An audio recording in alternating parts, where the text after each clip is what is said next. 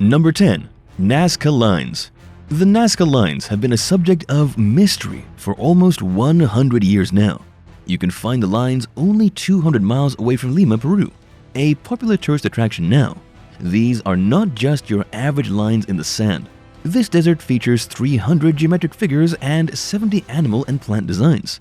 Some of the lines stretch even as long as 30 miles, and the designs are as big as 50 to 120 feet. Even if you cross one of these lines at Nazca, you wouldn't be able to tell what shape it creates. This is the main reason why the lines have remained hidden in plain sight for so long. The shapes are not recognizable from eye level and can only be seen from a plane's point of view. Now, with drones becoming more and more common, newer shapes have also been discovered.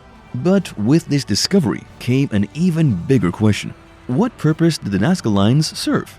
For many decades, it was believed that the lines were used as astronomical calendars. The sand in the desert is a deep rust color due to oxidation, so when you remove the top 12 to 15 inches, you can find light-colored soil. That's how the Nazca people made all these designs. Since the area receives very scarce rainfall, the lines made back in AD 700 are in fairly good condition, even today.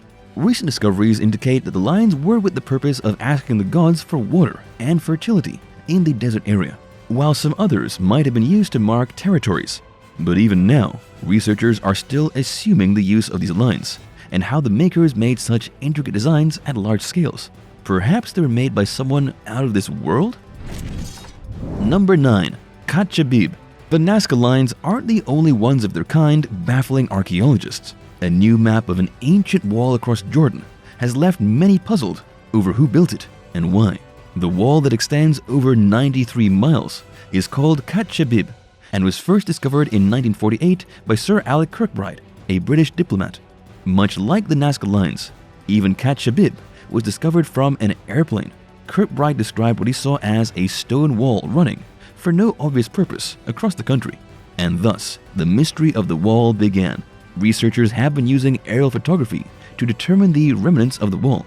So far, some sections have been found where the two walls run side by side, and other sections where the wall begins to branch off. Though the wall is in ruins now, even if it was in pristine condition, it wouldn't have been taller than 3.3 feet. Along the Katchabib, the archaeologists also found the remains of an estimated 100 so-called towers, measuring 2 to 4 meters in diameter. The towers might have been used as a secure place to sleep overnight or as watch posts. Some maybe were places where hunters could hide.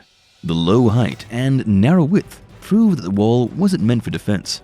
The pottery found at the towers has given scientists a timeline of 312 BC to 106 AD.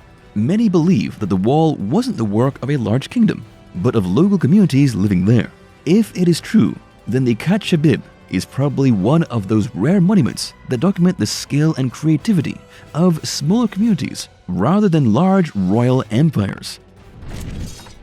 Number 8. Secret caves under Giza pyramids. The pyramids of Giza have become synonymous with the lost world of Egyptian royals, but what lies beneath the pyramids is even more intriguing. An incredible maze of twisting tunnels, open rooms, and caves lies underneath one of the Earth's greatest wonders. According to the writings of a British explorer, the caves are not filled with hidden treasures and riches, but with bats and venomous spiders. So it's better to drop any plans of exploring the caves yourself. The underground complex was found in the limestone bedrock beneath the pyramid field at Giza. According to the British explorer Andrew Collins, the cave consists of untouched archaeology.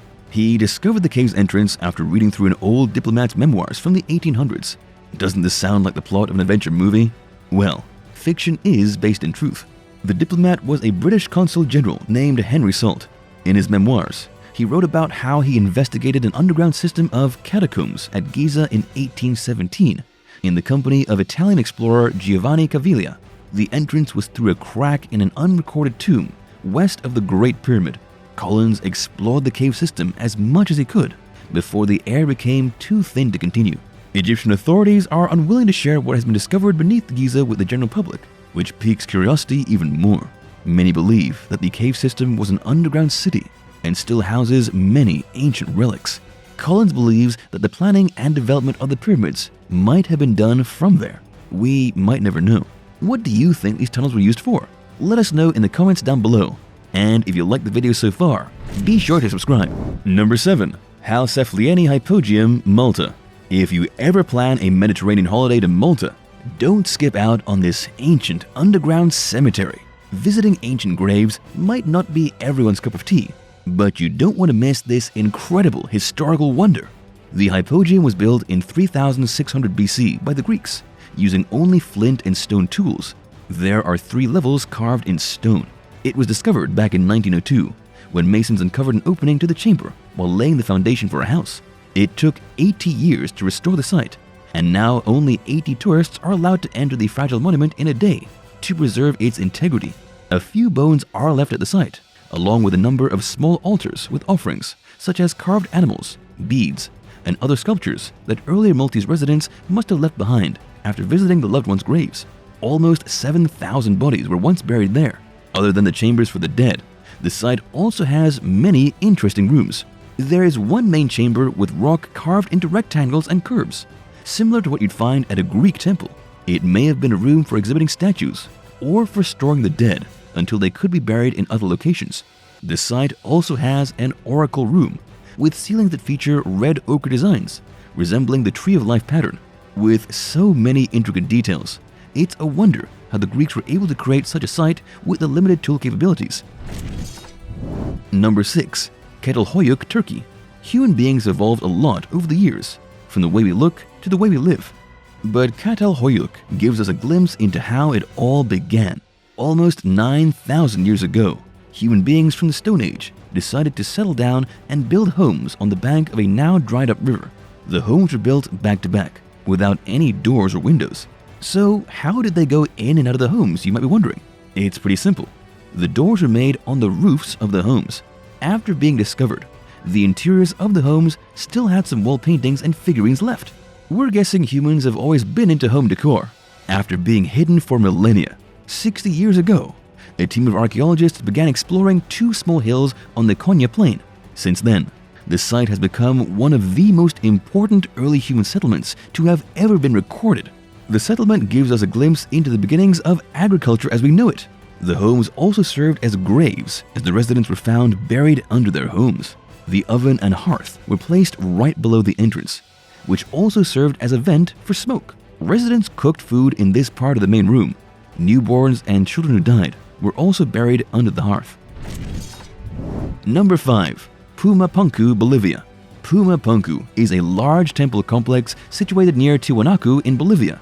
Though the origin of the temple is still a mystery, archaeologists believe the complex may have been built by the Tiwanaku Empire between 300 and 1000 AD. The most intriguing thing about Pumapunku is not its mysterious origins, but its even more brilliant stonework. The terraced earthen mound was initially faced with megalithic blocks, each weighing several tens of tons. The red sandstones were cut in such a way that they perfectly interlocked together. The technique and precision used to build the monument leaves visitors astounded. The rocks are so perfectly placed together that you can't even slide a razor blade in between them. It is so precisely made that it's hard to believe the temple was constructed thousands of years ago without the help of any machines. Back then, human beings hadn't even invented the wheel. The stones weigh as much as 131 tons, and some are even 25.6 feet long. The precision of each block and the angle at which they were cut indicates mass production took place. But could it even been possible back then? The sandstones were brought up a steep incline from a quarry near Lake Titicaca, almost 10 kilometers away. How did they transport it? The craftsmanship, materials, and techniques used to build Pumapunku all point towards a much more advanced civilization than we could ever imagine.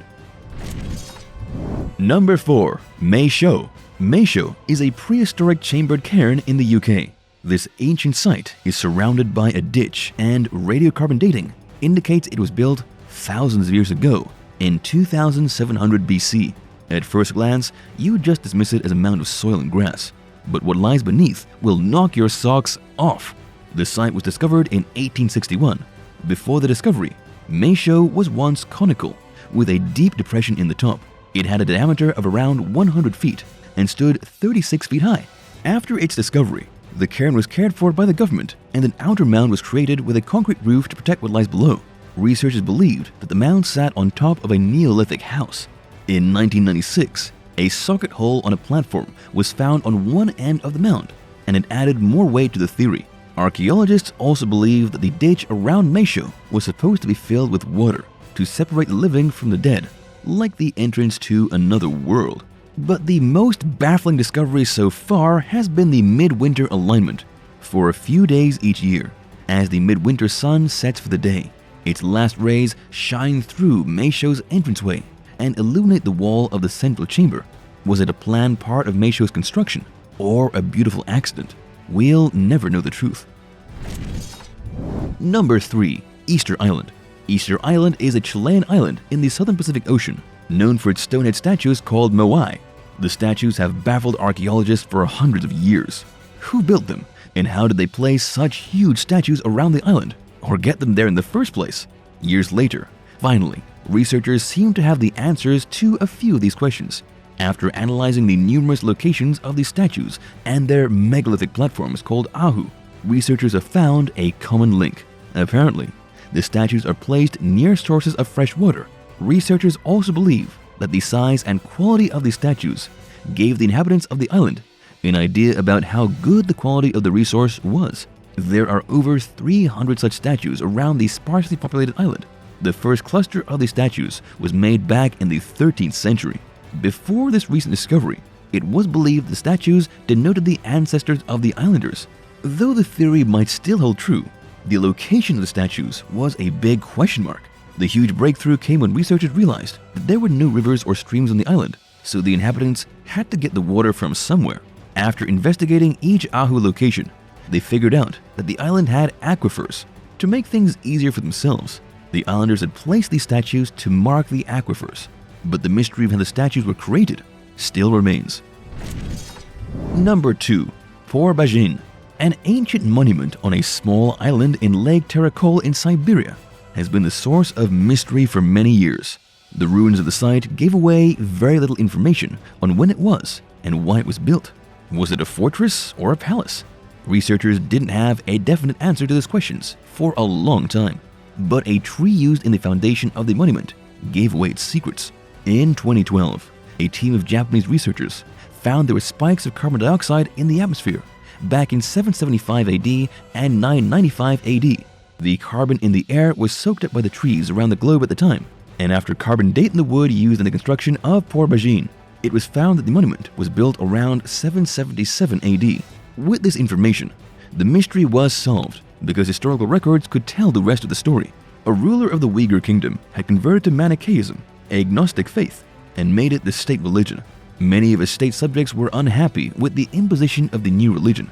So, 2 years after the foundation of Beijin was laid, the ruler was murdered. But what purpose did Beijin really serve? It was not a palace, nor a fortress. It was a monastery, built to practice Manichaeism. Since the ruler was murdered, the monument was never used. Number 1. Underwater pyramids in Portugal. The lost city of Atlantis has been the focal point of many movies and books, but a recent discovery by a Portuguese fisherman might prove that it really existed. You may have already heard the myth of how Atlantis sunk to the bottom of the sea after falling out with the gods. Since then, Atlantis has always been treated as a mythical place, but this discovery might prove that it actually existed. A local sailor in Portugal's Azores Island was looking for good fishing grounds when his digital scanning devices caught a glimpse of the hidden pyramid. Soon after that, Navy crews were called in to inspect it. The pyramid was located in an area of the Atlantic Ocean that had been covered by water for nearly 20,000 years. The last great ice age of the Northern Hemisphere started 2,000 years before that. Researchers believe that whoever built the pyramid must have lived before the ice age happened. The pyramid is around 60 meters high and has a base of 8,000 square meters. Archaeologists in Portugal have found proof that indicates humans lived on the Azores Island even before the Portuguese discovered them back in 1427. It also coincides with the idea that there existed an ancient civilization that built the pyramid even before the Ice Age. Could the Azores and its ancient civilization be the lost city of Atlantis? What do you think it was? Subscribe to our channel if you liked the video, and don't forget to ring the bell icon to never miss a video from us.